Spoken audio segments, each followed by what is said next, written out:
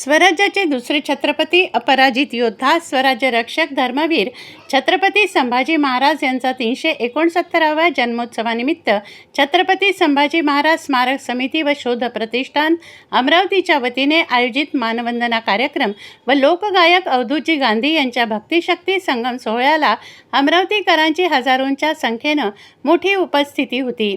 यावेळी समस्त शिवशंभू प्रेमींनी स्वराज्य रक्षक छत्रपती संभाजी महाराज यांना मानवंदना अर्पण करून त्यांचा इतिहास, विचार, शौर्य, आदर्श व बलिदानाचं स्मरण केलं।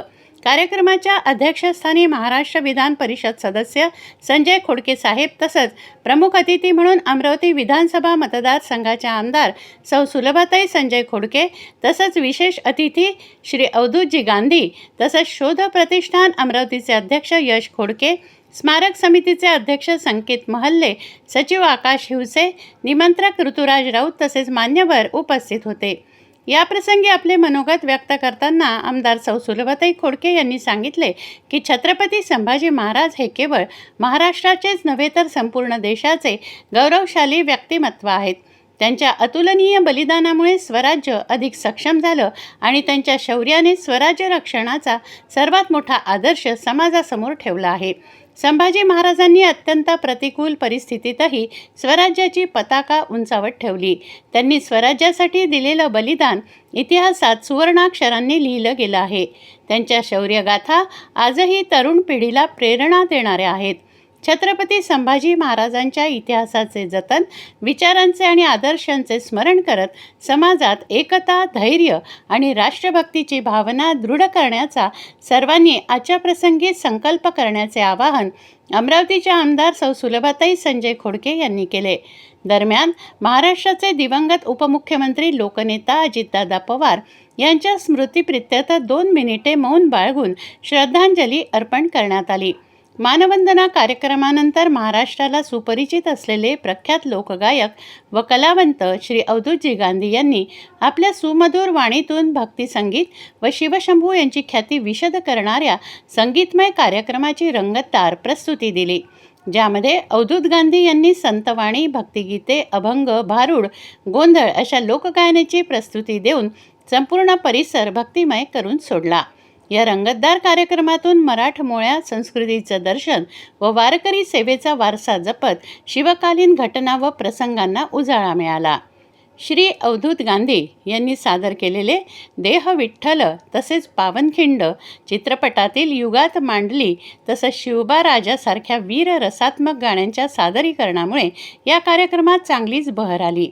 अवधूत गांधी यांच्या कार्यक्रमात तबलावर पांडुरंगजी पवार, हार्मोनियमवर अभय नालगे, पखवाज राजेंद्र महाराज बघे, संबळवादन सोमनाथ तरटे, ढोलकी प्रतीक डोळस, तालगायन साथ विजय सोनोने यांनी अप्रतिम साथ संगत दिली, ज्याला उपस्थित रसिक व प्रेक्षक वर्गाची भरभरून दाद मिळाली। यावेळी त्याबरोबर या कार्यक्रमात जबरदस्त संबळवादन, तबला व ढोलकीच्या जुगलबंदीने उपस्थितांमध्ये प्रचंड जोश संचारला होता।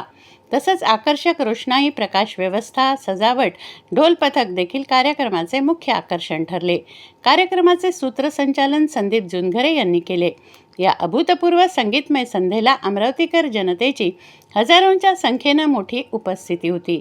स्वराज्य रक्षक छत्रपती संभाजी महाराज यांच्या जन्मोत्सवानिमित्त आयोजित मानवंदना व भक्तिशक्ती संगम सोहळ्यांना उपस्थित सर्व मान्यवर अतिथी, शिवशंभू प्रेमी तसेच अमरावतीकर जनतेचे शोध प्रतिष्ठानचे अध्यक्ष यश खोडके यांनी आभार व्यक्त केले।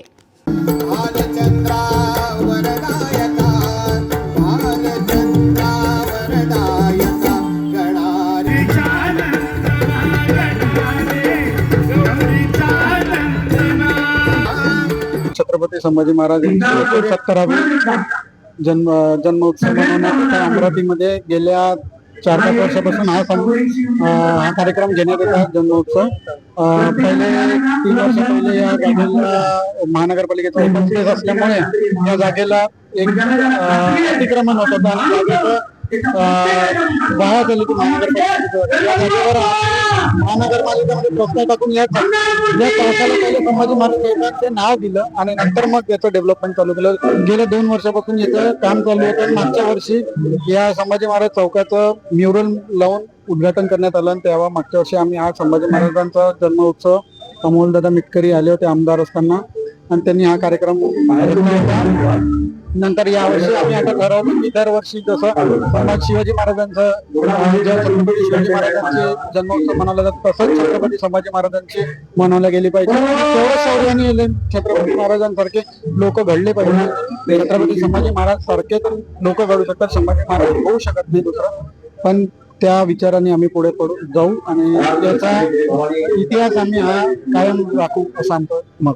या माध्यमात म्हणजे असं आहे की इतिहास सांगितलं गेला पाहिजे. इतिहास काय होता, इतिहास संभाजी महाराज काय होते आणि संभाजी महाराजांचं शौर्य किती होतं याचा पुरेपूर जास्तीत जास्त सांगण्यात आला. मागच्या वर्षी आम्ही व्याख्यान ठेवलं होतं पण यावर्षी व्याख्यान न ठेवता अवधूतजी गांधी हे संभाजी महाराजांचे किंवा शिवाजी महाराजांचे पोळे जाऊन त्यांचे इतिहास सांगण्याचा आणि बरेच दरवर्षीप्रमाणे आम्ही मोठा कार्यक्रम घेत राहील. याच्यापेक्षा पण मोठा पुढच्या वर्षी याची आम्ही आशा करतो.